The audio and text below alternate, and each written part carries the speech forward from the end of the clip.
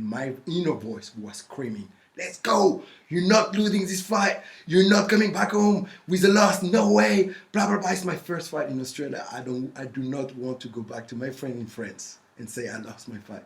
So my inner voice was just screaming and screaming and screaming. And that for me is resilience. It's not only standing up, but it's actually encouraging yourself. It's your thoughts, your inner thoughts.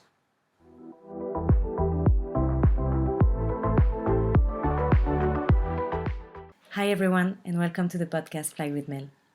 I use this podcast to talk about all the personal development that we can get by living far from home. I tell some stories, but most of the time I invite people that I meet along the way to share their own. This podcast is an open door to the world because I truly believe that everyone you meet has something to teach you. So I invite you to take a seat and enjoy the flight.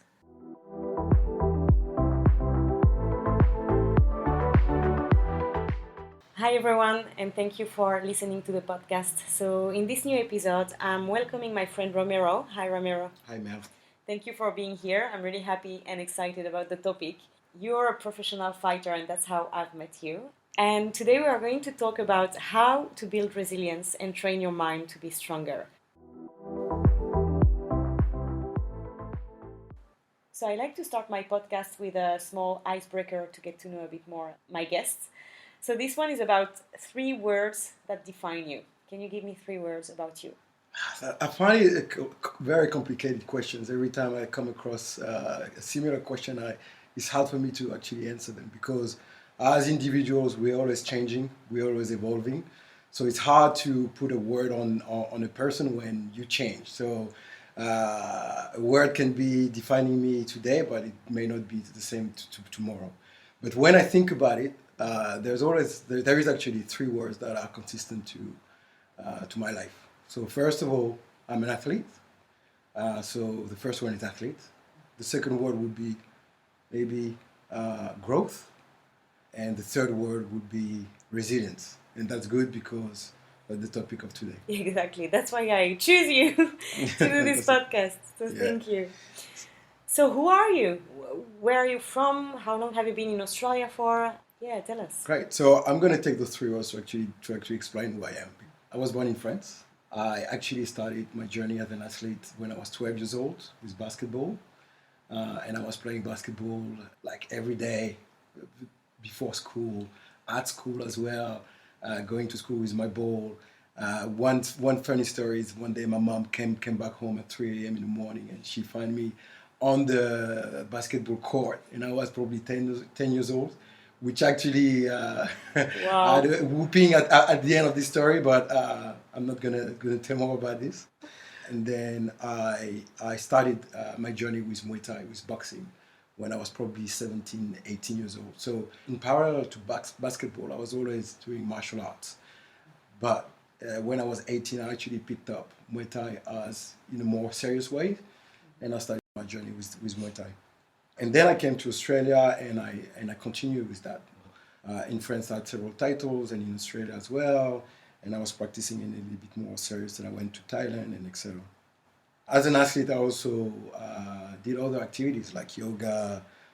Today, more recently, I'm doing capoeira, I'm doing squash. I started recently with a friend of ours. We started to do more mobility exercises and everything. So, and I say athlete because I do it as in a high frequency. And yeah, so that's what it is.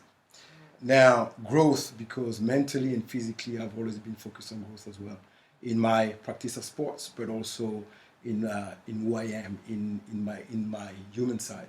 Yeah, so I've always focused on growth, doing meditation. Yoga has been helping.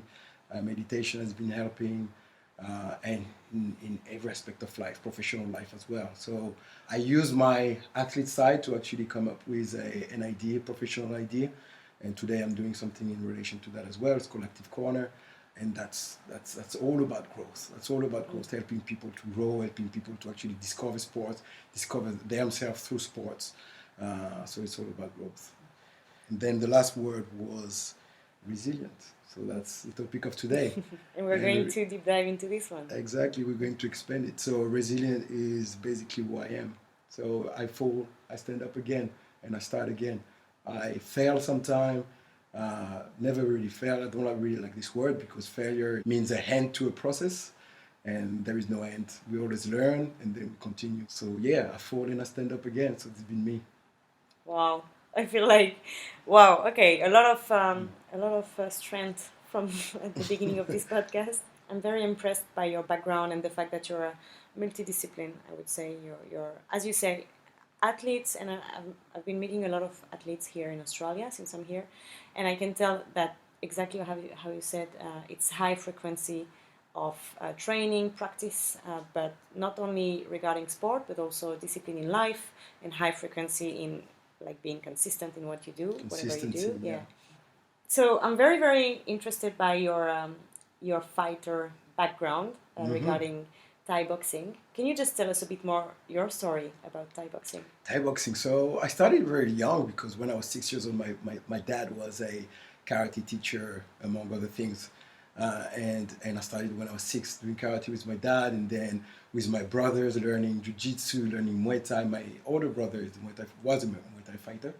So I started with him as well, learning Muay Thai. And then, I was learning here. I've learned capoeira, a little bit of capoeira when I was younger, a little bit of armies, like some French martial arts when I was younger. And then when I was 18, I was like, I want to do it more seriously. And I started in a gym in France. And I picked it up and very quickly because I was good on my toes. I had some abilities that some need to develop, and I had it very young. So then I started to do it more seriously. And when I couldn't do fights there, and because I was at school and I didn't want to commit that much. But as soon as I finished school, when I was 25, 26, I actually started to pick it up and do fights and win titles and yeah, so that was great. Okay. So that was my journey with Muay Thai. Okay, so I'm not gonna get in trouble with you. I would be better not to. What is the hardest part in this practice? Commitment, and I just touched on it earlier. Is I didn't want to commit because I was at school. The worst part for me is commitment. If you're trying to get to a level that is respected, or a level that will help you fight and win, commitment is probably the hardest part, especially when you're young, because you have friends and you want to go out and you want to do this and you want to do that. Commitment, you need to live. You need sacrifices. That's what it is. So the commitment part is really hard. So yeah, and your resilience is put to test very quickly. So you started at 6, all these type of practices, and you never stopped. I never stopped. Like, I've always been a sportsman. Like my parents, my mother was playing tennis. My dad was doing several things. So I've always been a sportsman. So I've never really stopped to practice sports, really. And you were never afraid regarding boxing? I mean, you were never afraid to fight? Fear is there as well. So I feel like fear is not the biggest part not the biggest part of learning the practice. It is definitely a big fact, a big point when you start fighting, though. So just to share a little story with you, my first fight, and I think every fighter go through this. Every fighter, everyone I know go through this. First fight, you think, what the hell am I doing here? Why am I putting myself under the fire? Why am I doing this? I may get hurt today. I may, I don't know. I may die. Because people die from boxing. Yeah.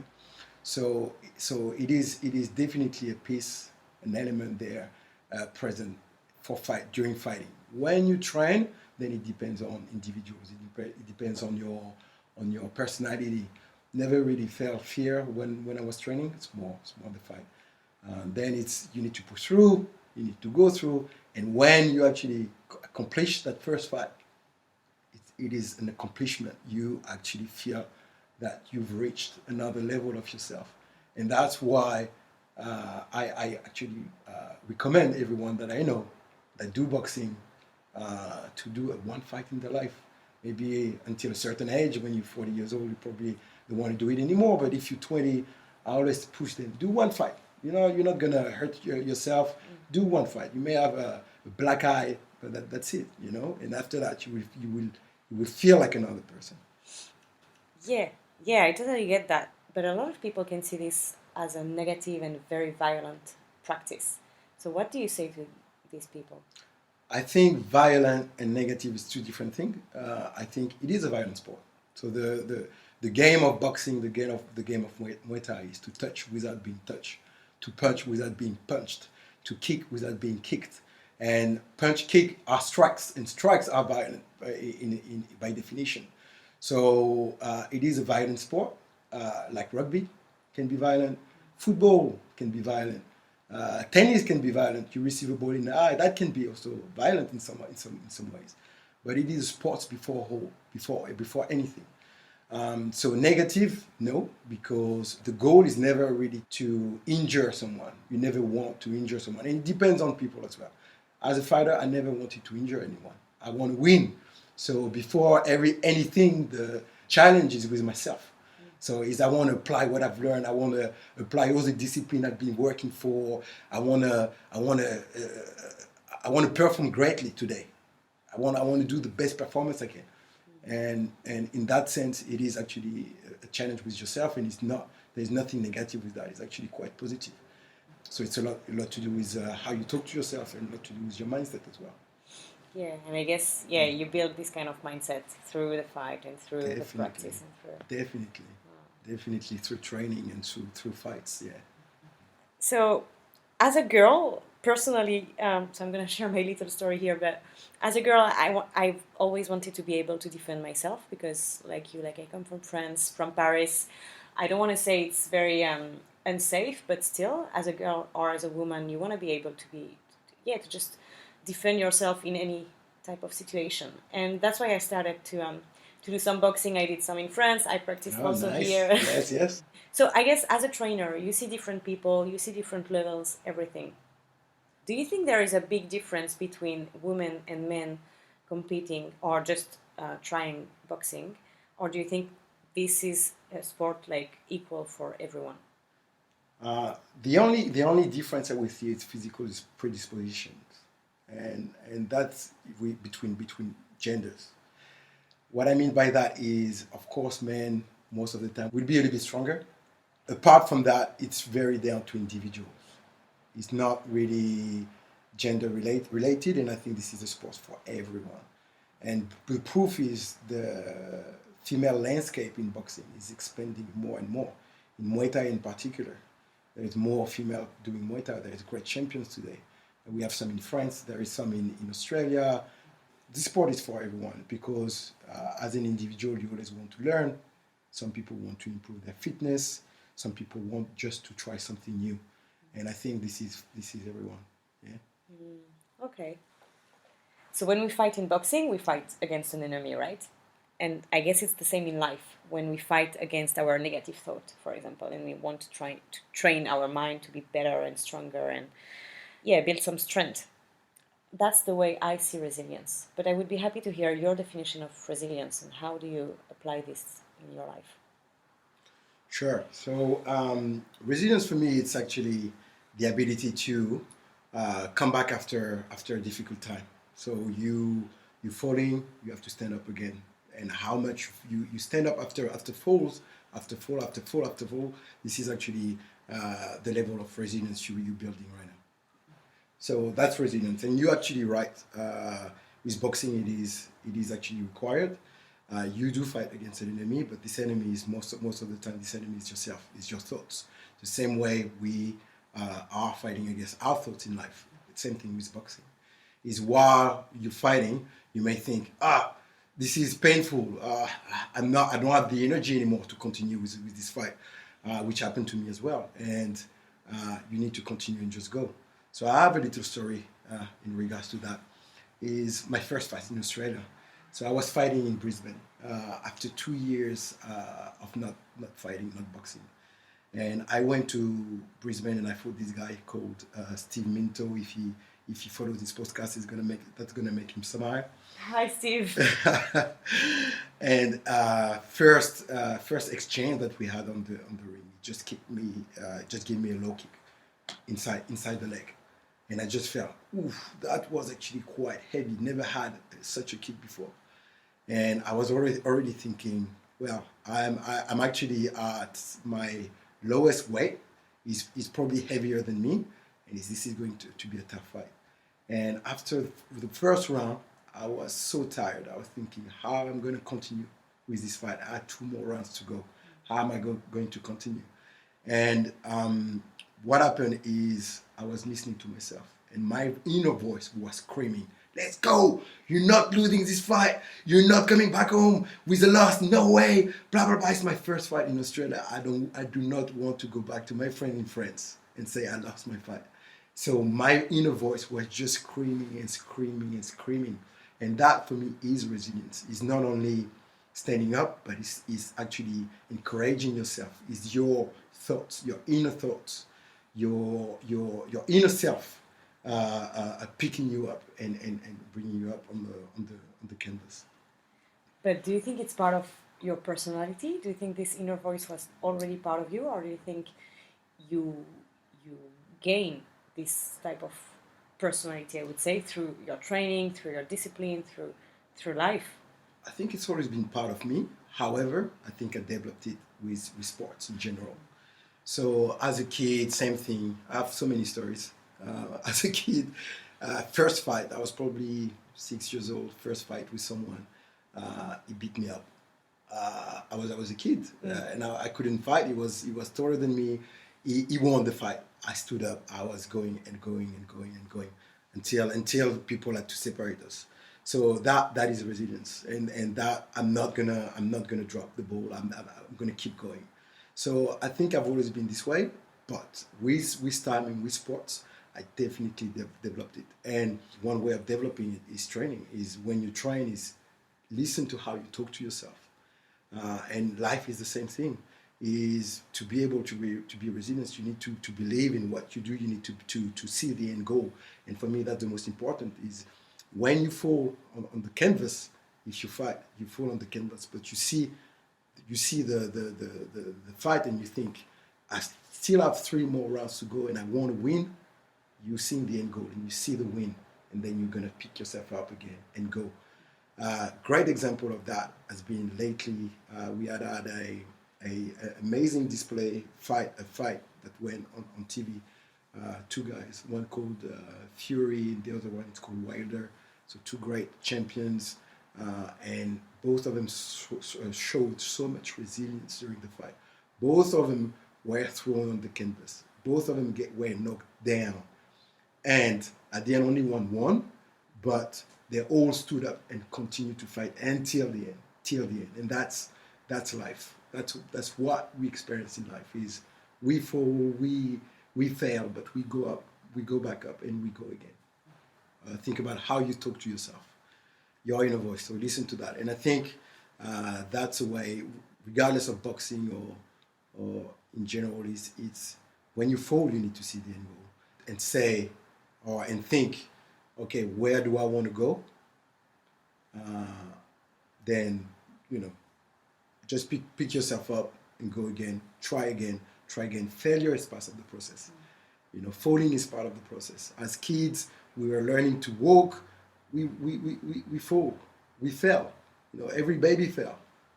Trying to stand up and walk. Every baby fell, but then they didn't stop there. We're all walking. Well, if we have the ability to do so. So yeah.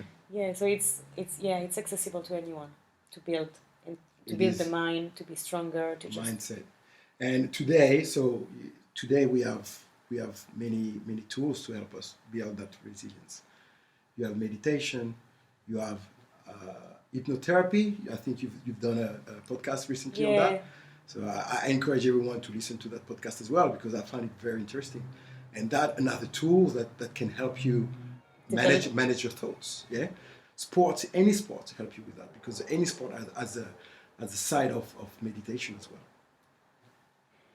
So I guess your fighting practice helped you develop consistency and new habits. Can you just tell us, how do you apply discipline in your everyday life? Do you have any habits that you really have incorporated to your routine? Do you have stuff that you always do? You stick to them? Yes, definitely. I think discipline is a big part of myself and a big part of life in general. We have to be disciplined if we're trying to reach goals. So I definitely do apply that into in my life.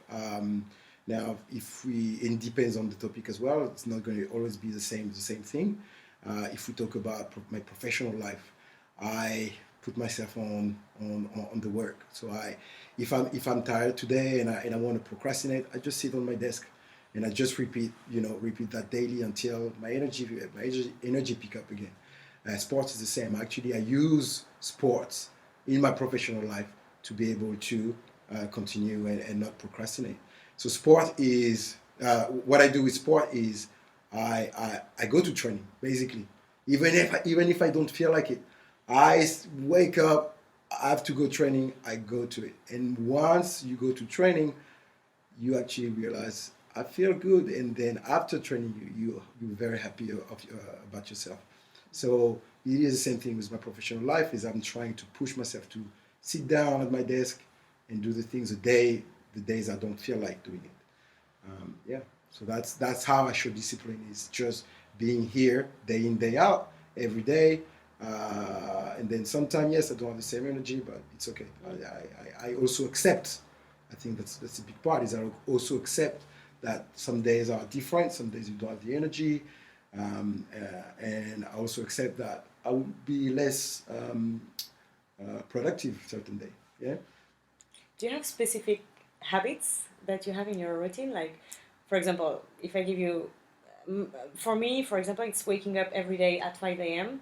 I mean, I try to stick to this because I know that it's good to have habits, and it's good because, yeah, I feel proud of myself. I'm feeling good also. I feel that I can achieve so much more at 5 a.m. I do a lot of things.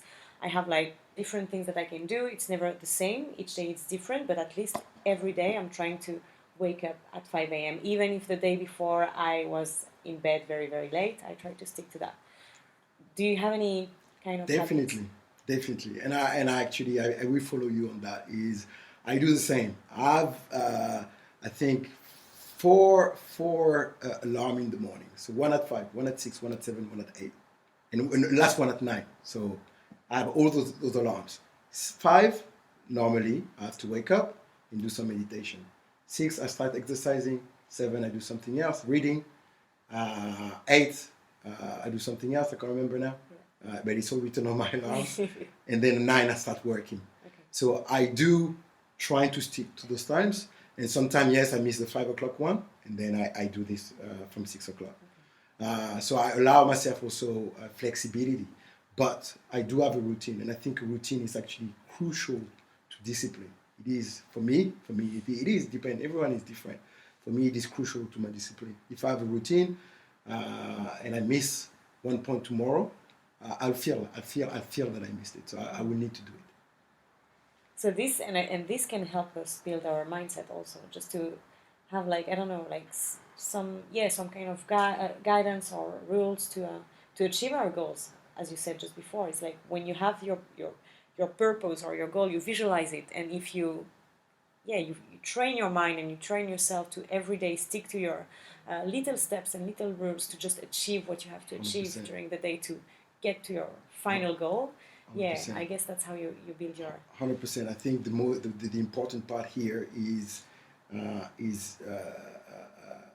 identifying your goal, identifying them. Once you do, then you just need to go, and it's one step at a time, one at a time. So, and if tomorrow, if you can't take a step, it's okay. You do it. You do it the day after tomorrow. But keep looking at the goal and keep working toward the goal. That's it. And I guess that's the advice that you could give to someone who is feeling like very, very lost, or someone who is trying to take back the control of his life or her Yes, life. I think the first thing would be define your goal. So sit down, see where you want to go. That's the most important part. Is sit down, see where you want to go. Once you have that, is break down the journey. So what do you need to go there? And then it's just applying step by step, one at a time. And it doesn't need to be big. The thing is, when you have a goal and you see the mountain is so big, you don't want to do it. You procrastinate. And the best thing is to break it down and then take it step by step. And tomorrow, if you miss a step, It's okay. Pick yourself up. Do it again. Do it again. If you miss a step, pick yourself up. Do it again. And it's okay. That's part of the journey. Would you say that it's also being hard on ourselves to push ourselves consistently toward our goals? No, that's why I say that's why I said earlier. You need acceptance as well. You need to accept that sometimes you don't feel like it. Sometimes you, but don't let that also be Controlling the controlling the whole process. Is sometimes you need to push yourself. So sometimes you need to be hard with yourself. I need to be hard with myself. Otherwise, I'd be watching TV shows all the time, and no, I don't want to do that because it's not aligned with my end goal. It's not aligned with what I would define as happiness. To be happy, I need to be self-achieved. I need to be fulfilled, and to be fulfilled, I need to reach my goals. If I don't reach my goals, then I won't be happy. So, and to reach the goals, I need to do the steps, and to do the steps, I need to define them, and that's a vicious circle. So that the thing is, you need to define them, and then you need to do them. Action is important. All right. Do you have any last advice that you would like to give us to build a strong mindset? To build a strong mindset, yes. So I would say it is really important for you to look at your thoughts. It is important for you to look at your inner self, how you talk to yourself. Self-esteem is a really important point. It's a really important subject here in resilience. If you don't think you can do something, you will not pick yourself up. If you fall on the ground, if I fight and I get knocked down and I think this guy is way too good for me, I will not pick myself up. I'll just stay on the ground and say, look, listen, I'm done with this fight. So you have to look at how you talk to yourself. And I think as a human being, we can all achieve what we want. We all have the ability to achieve something. We all have the capabilities to achieve. We just need to, first of all, believe in it and then work for it. And that's the best advice I can give to people is look at how you talk to yourself. And today we have a lot of tools available for us to actually look at that and improve ourselves. Use those tools and keep growing. Keep growing, and I would add to that, keep dreaming, because exactly as you said, it's just nothing is impossible as long as you didn't try to achieve it.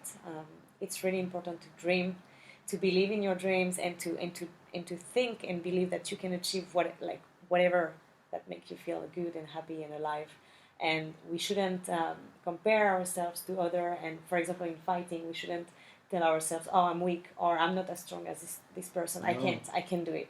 And then you don't try. You don't even try. Exactly. Yeah. So if you dream big, believe in your dreams. Go try, fall if you have to fall, but at least try and dream more and bigger and again and again. And yeah, that's it. So yeah. There is. I want to share a last story. There is this fighter called Fury, the same one I was talking about earlier.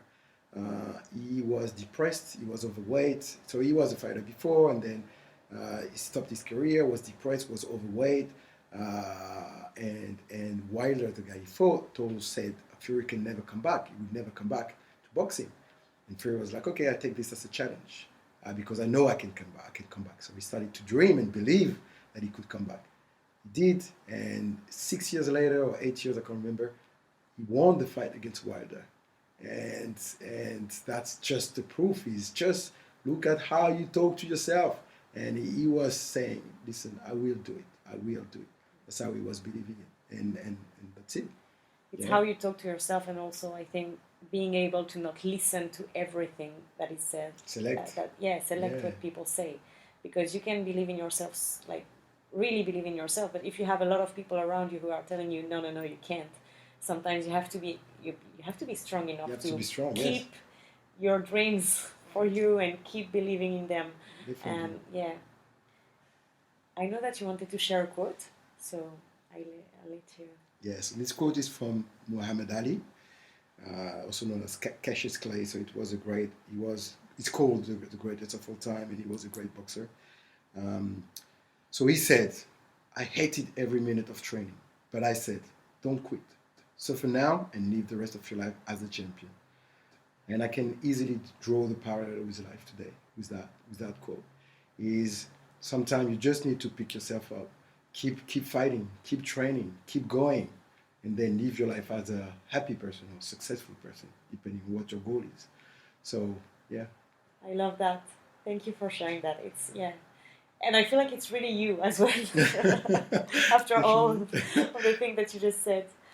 Romero, thanks a lot for everything. Thanks a lot for sharing all of this. I feel like it's a lot of precious advice that we can keep in our mind.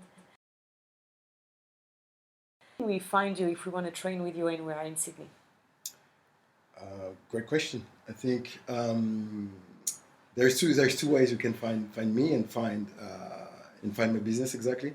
So one is Active Corner, so that the business I undertook, and you can find it on Instagram, on Facebook. On Instagram, it will be under Active Corner _Australia. So just come across, you will see what we do and try to join us for a journey. I think that will be fantastic. You will learn different activity. You will see what we do, and you will eventually find your passion. So that's Active Corner. And the other thing is I also practice and teach Muay Thai. So I teach in a gym in Bondi because this is where I live at the moment. It's called Bondi Boxing Gym. I teach there on Monday and Wednesday. So if you want to come across me and learn something new, just come and enjoy and build classes. Your mindset. Build your mindset, 100%. I'll add all of this in the description. Thank you. Fantastic. Thanks a lot, Romero, for your time. Thank you, Melanie. See you soon. Until the next episode. Take care. Enjoy the flight.